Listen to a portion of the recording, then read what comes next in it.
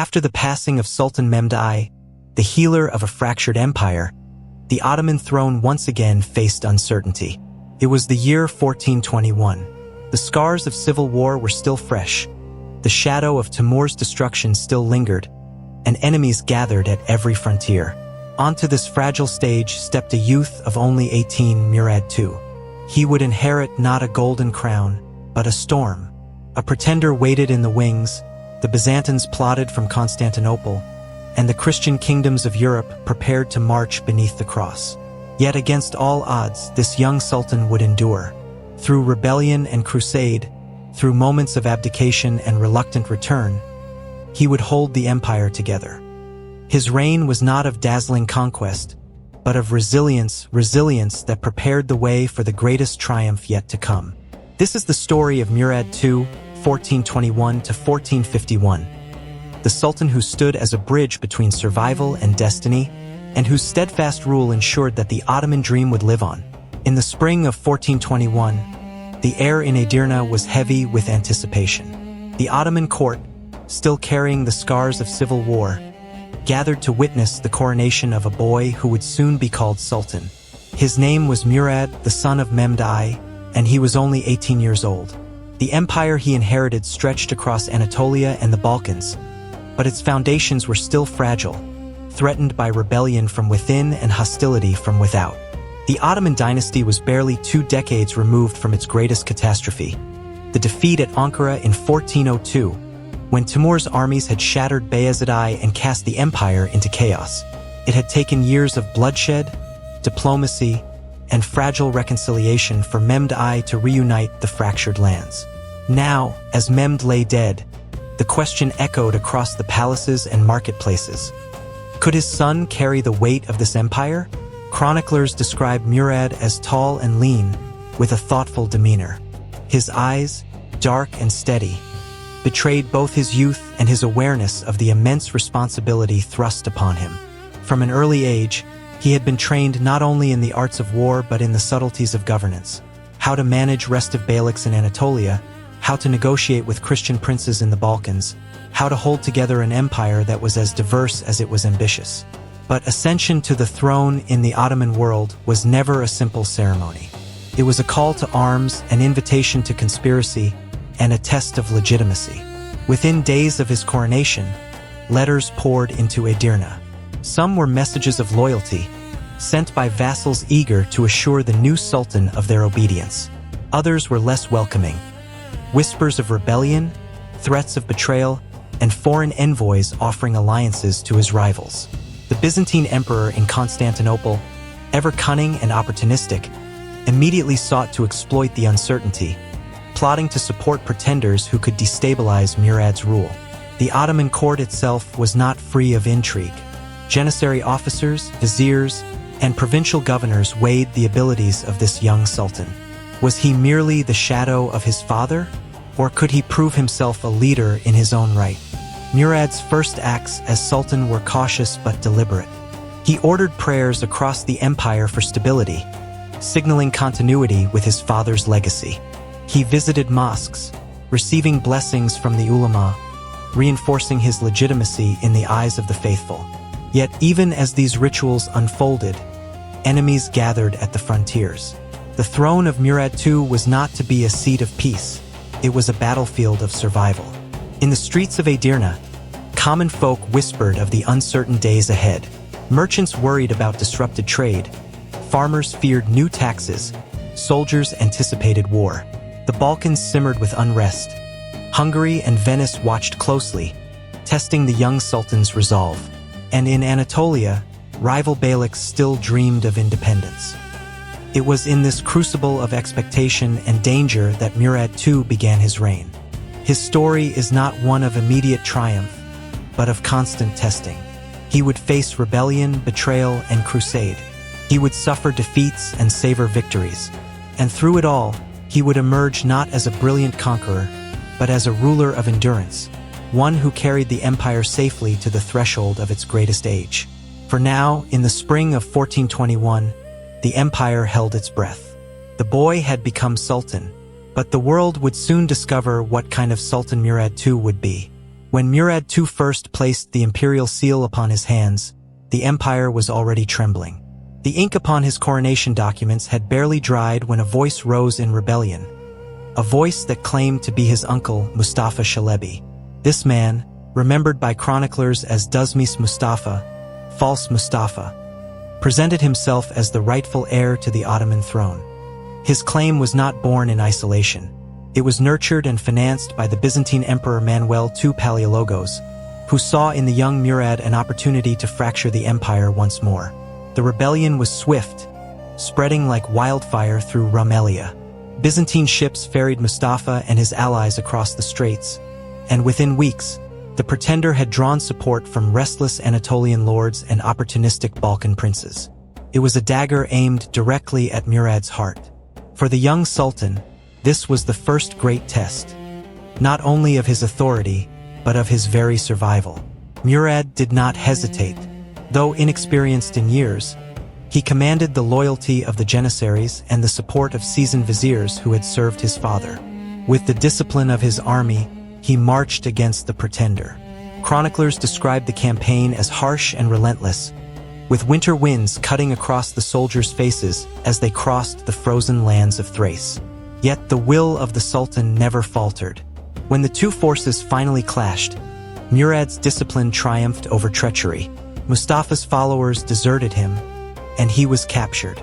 His execution was swift, a message to all who dared question the legitimacy of the Sultan. Constantinople, once again revealed as the manipulator behind Ottoman divisions, earned Murad's enmity. For the rest of his life, he would remember that the Byzantine throne had sought to destroy him at his weakest moment. But rebellion was not confined to the Balkans.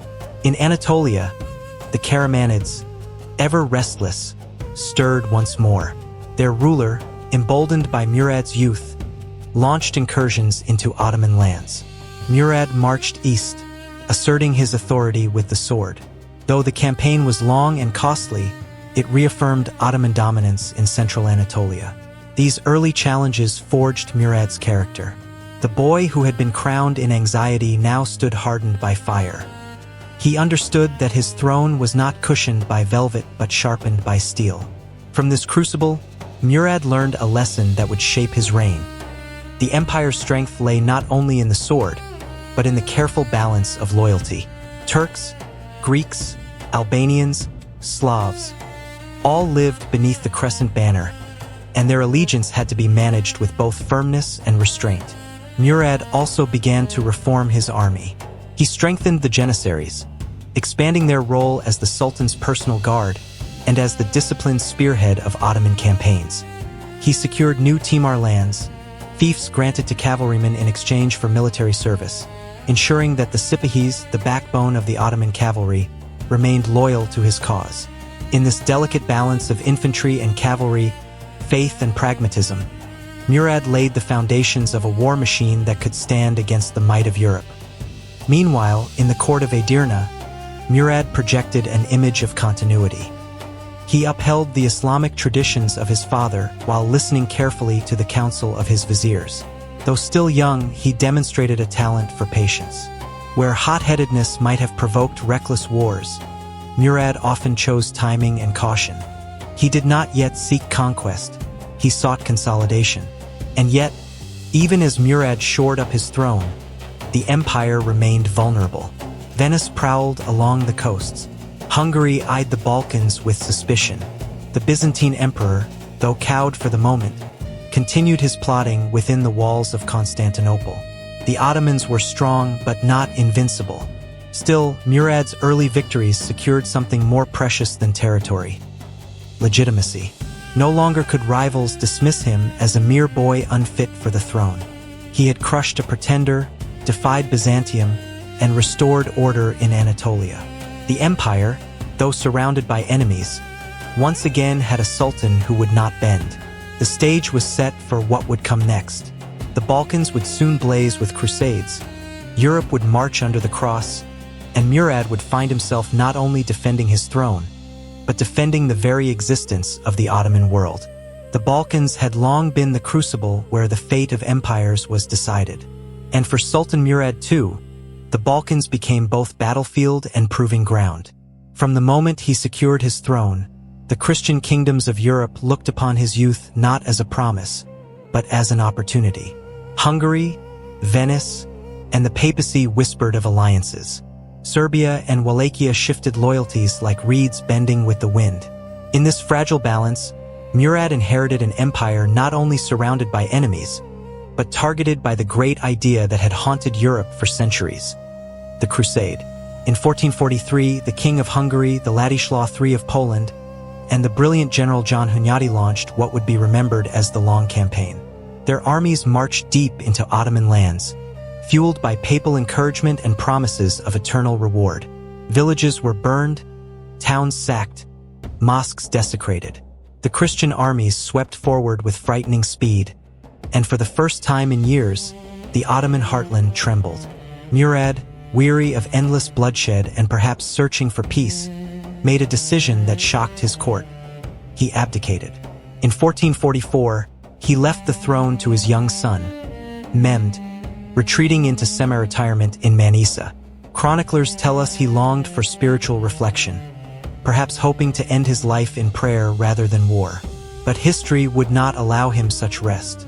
For while he sought peace, Europe prepared for annihilation. That same year, the Crusaders gathered a mighty force, marching under the banners of the cross, determined to strike a final blow at the Ottomans. They believed the empire leaderless, that a boy sultan could not stand against their might. And so, Murad was recalled. Letters from his viziers, pleas from his commanders, even the janissaries themselves begged for his return. Reluctantly, he rose once more. The mantle of the sultan was placed upon his shoulders, heavier now than ever before. In November 1444, the two armies met on the plains near the Black Sea, at a place called Varna. The Crusader host glittered with knights, banners, and the fervor of holy war. Murad's army, disciplined and vast, stretched across the fields in ordered ranks. Chroniclers say he carried into battle not only the sword of command but a Quran, reminding his soldiers that they fought not only for empire but for faith. The battle raged with ferocity. John Hunyadi's tactics nearly broke the Ottoman lines, and for a moment, victory seemed within reach for Christendom. But then came the turning point. King Ladislaw, young and impetuous, led a reckless charge at the heart of Murad's army. The janissaries closed ranks around the sultan, and in the chaos, the king was cut down. His body disappeared beneath the press of men and horses, lost forever in the carnage. The Crusader army, seeing their monarch slain, collapsed into disorder. Murad's victory was absolute. The field of Varna became a graveyard not only for thousands of soldiers, but for the last great hope of a united Christian crusade against the Ottomans. This triumph did more than preserve Murad's throne.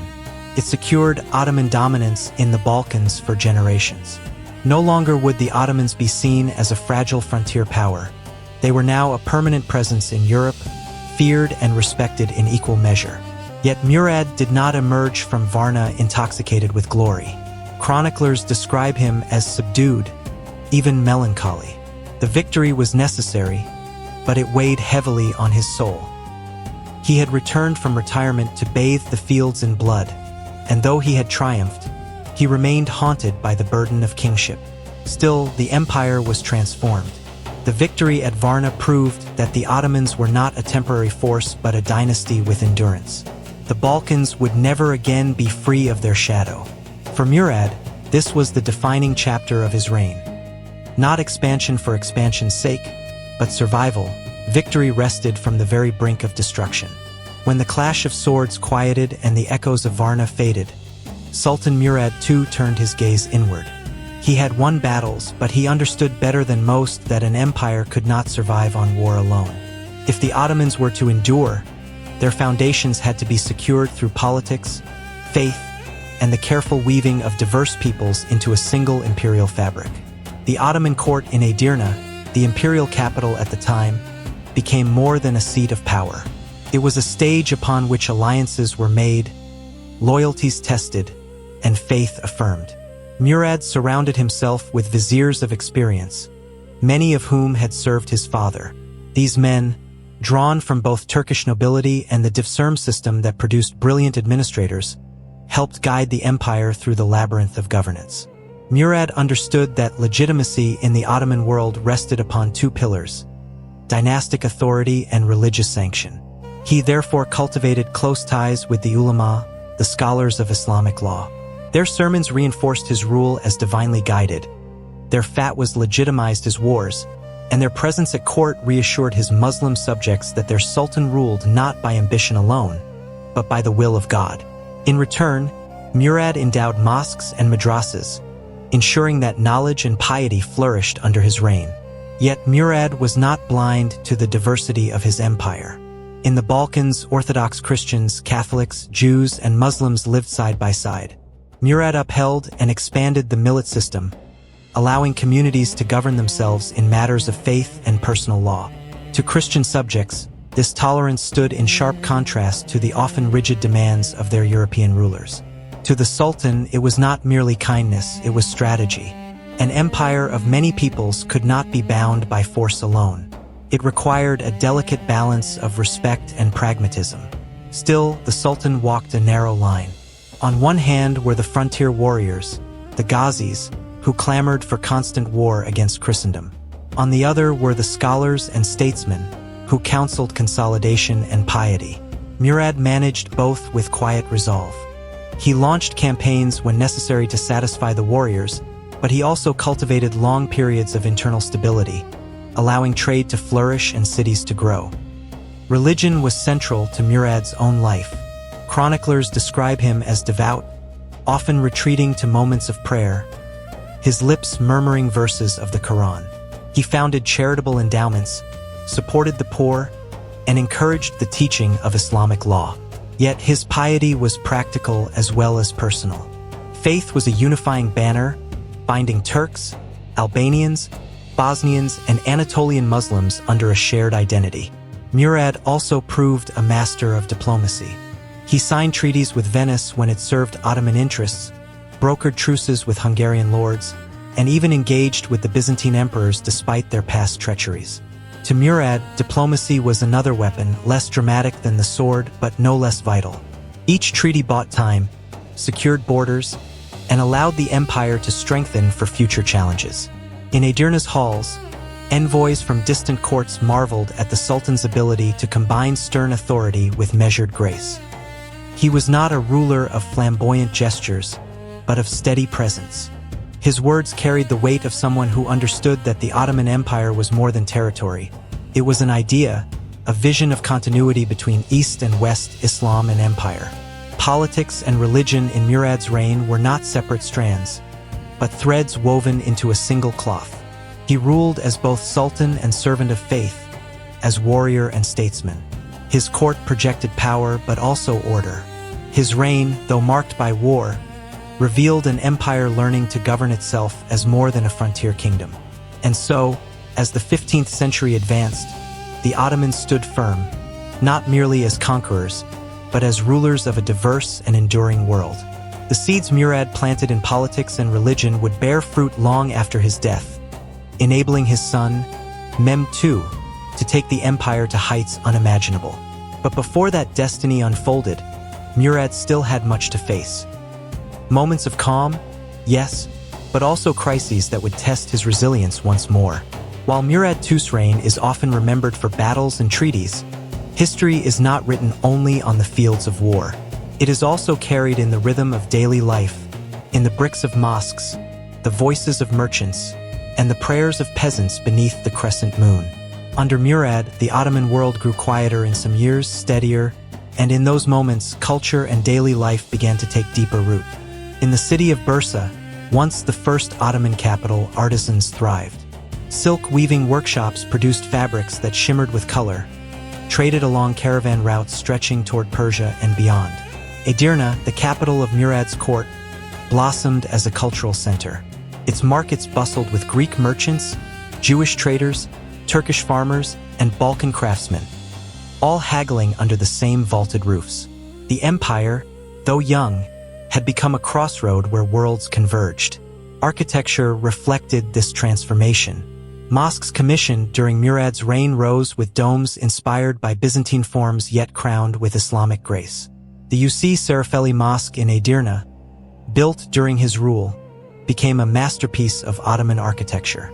Its soaring minarets and elegant proportions foreshadowed the architectural brilliance that would culminate later in the works of Sinan. For those who entered its courtyards, the mosque was not only a house of prayer but a symbol of a dynasty anchoring itself in stone. Daily life for ordinary people was shaped by this expanding stability. Farmers in Rumelia plowed fields that had once been war-torn frontiers. Taxes were heavy, yes, but the protection of Ottoman armies ensured that trade routes remained safer than in many neighboring lands. A merchant caravan could set out from Edirne and reach Anatolia with far less fear of bandits than in the days before Ottoman unity. In villages, the call to prayer marked the passing of time, echoing across newly built minarets. Christian villagers continued their festivals and church rituals, governed by their own priests under the millet system. Jewish communities, drawn by promises of tolerance, found refuge in Ottoman towns. This coexistence was not without tension, but compared to the religious rigidity of much of Europe, the Ottoman Empire offered a measure of space for difference. Murad himself carried a personal interest in these cultural expressions. Chroniclers suggest that he enjoyed gardens and poetry, often wandering in contemplation, reciting verses, or listening to court poets. His patronage of literature and theology created circles where scholars debated law, philosophy, and history.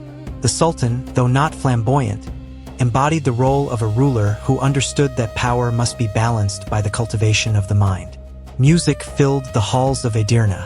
The soft notes of the ney flute, the steady beat of frame drums, and the melodies of stringed instruments accompanied banquets and ceremonies.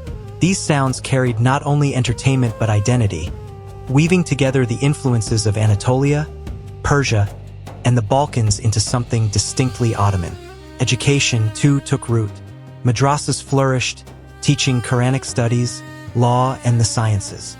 The Difsirm system, though often controversial, brought Christian boys into the service of the state, where some rose to become powerful administrators or janissary officers.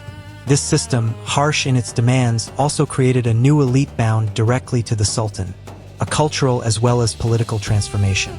To the people who lived under Murad, his reign was remembered not only for wars against Crusaders, but for the quieter certainties of life. Roads kept safe, markets regulated, justice administered through qadis. For a peasant, stability meant planting crops without fear of invasion. For a merchant, it meant trading under the security of Ottoman banners. For a scholar, it meant having patrons willing to fund libraries and mosques. And yet, beneath this surface of order, a shadow lingered. The empire's cultural life blossomed, but it did so under the constant threat of conflict. Even as markets thrived, armies were raised. Even as mosques rose, fortresses were fortified.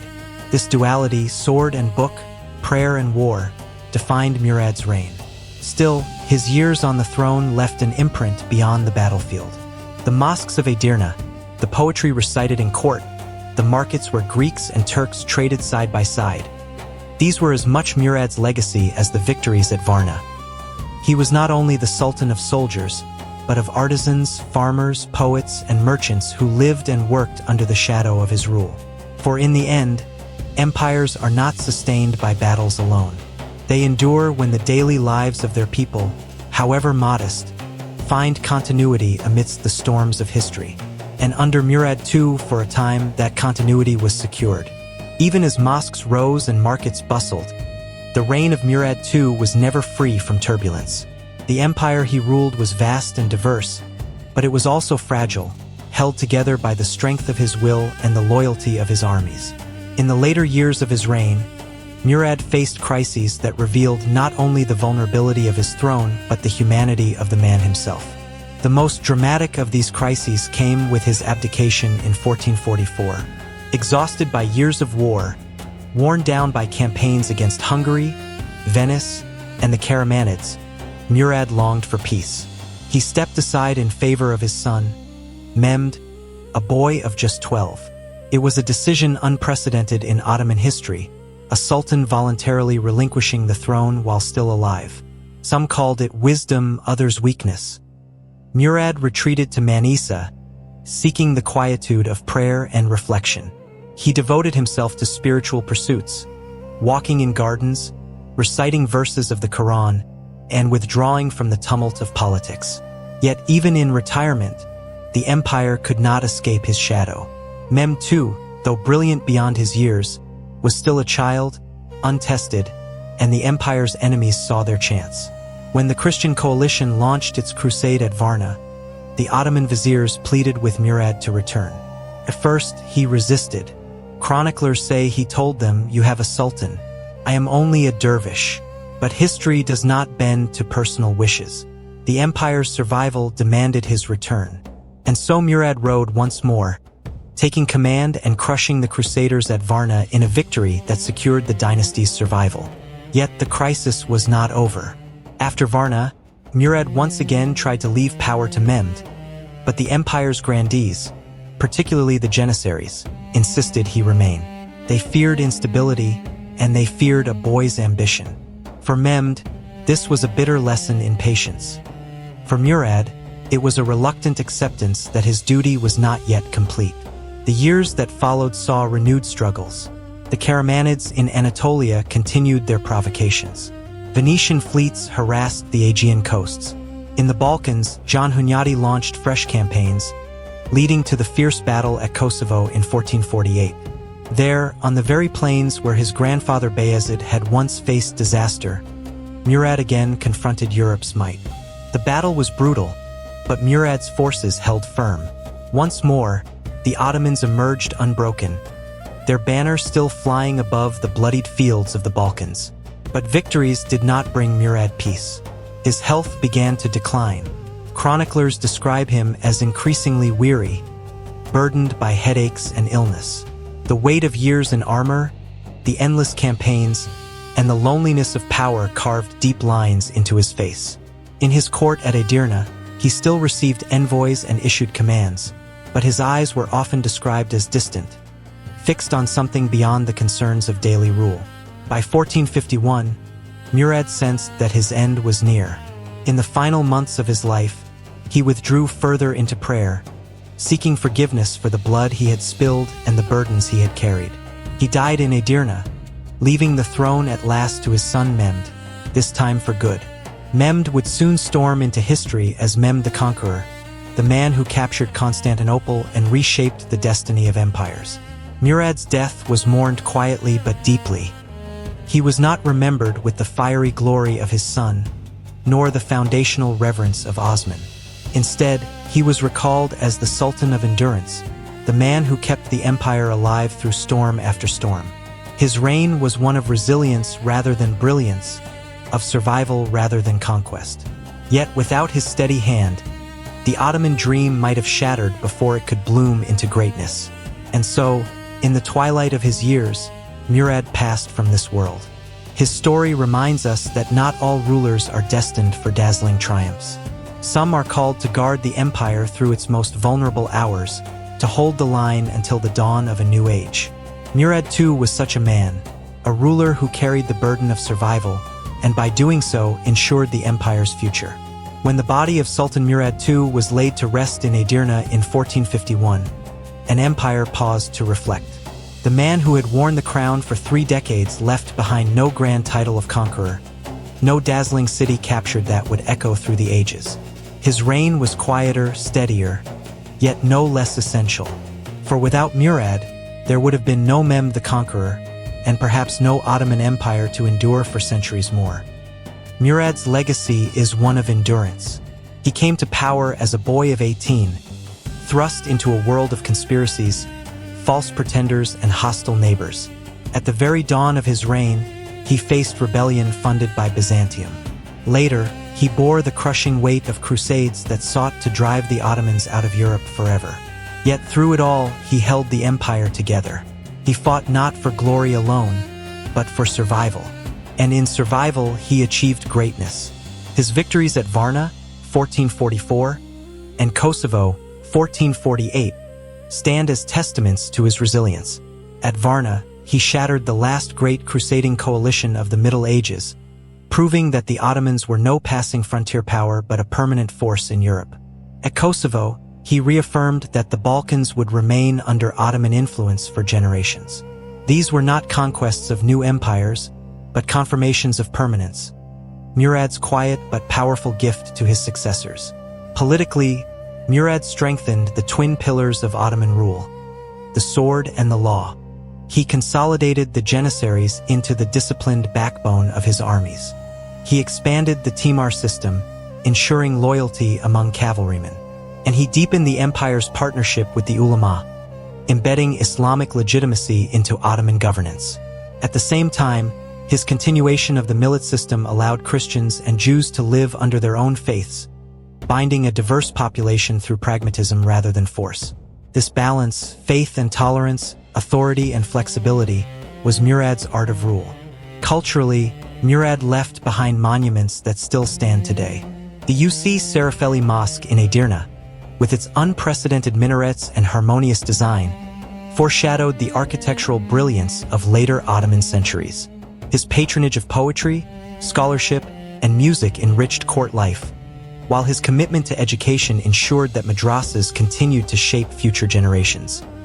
He was not the flamboyant patron of arts like Suleiman would later be, but he quietly nurtured the soil from which Ottoman culture would bloom. But perhaps Murad's greatest legacy was personal. He was a ruler who knew the loneliness of power, who twice tried to lay down the crown and live as a man of prayer, only to be called back by the weight of history. He was a sultan who wept in private yet stood unyielding in public, who bore the contradictions of warrior and dervish, monarch and servant. In this duality lay his strength, a man torn between peace and duty, but who chose duty time and again. When his son, Mehmed II, ascended the throne after his death, he inherited not a broken state, but a stable empire poised for greatness. Within 2 years, Mehmed would do what Murad never attempted: conquer Constantinople, the jewel of empires, and usher in a new age. Yet even in Mehmed's triumph, Murad's shadow lingered. For it was Murad who preserved the empire through the storms, Murad who ensured its survival long enough for his son's brilliance to shine. To remember Murad II is to understand that history is not built only by those who dazzle with conquest, but also by those who endure, who steady the ship through tempests until calmer seas allow others to sail further. His reign reminds us that survival is its own kind of heroism. And so, the name of Murad II endures, not with the fire of a conqueror's glory, but with the quiet strength of a guardian. He was the sultan who held the line, the bridge between fragility and greatness, the father of an empire's future. His legacy is written not in sudden brilliance, but in the steady endurance that made brilliance possible. As the sun set on his reign, the Ottomans stood ready for their destiny. And though history would soon crown his son with eternal fame, it is Murad II who ensured there was an empire for Mehmed to inherit. This was the journey of Sultan Murad II, 1421 to 1451, a ruler of endurance who carried the empire through storms of rebellion and crusade, and preserved its strength when collapse seemed near. His reign was not marked by dazzling conquest, but by resilience, the quiet resilience that kept the Ottoman dream alive. Through his victories at Varna and Kosovo, through his balance of faith and politics, Murad secured the empire's survival and prepared the stage for the age to come. In our next episode, we will witness the rise of his son, the young sultan destined to reshape history itself. The man remembered as Mehmed II, the Conqueror, 1451 to 1481.